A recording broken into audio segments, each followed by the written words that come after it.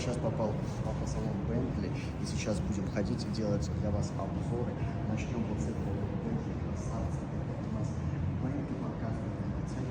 У нас Continental GT Speed V8 гибрид. Цена нетто 346 тысяч евро. 350 тысяч евро. Уникальный цвет. Это матовый такой вот зеленый цвет. Посмотри в салон какой.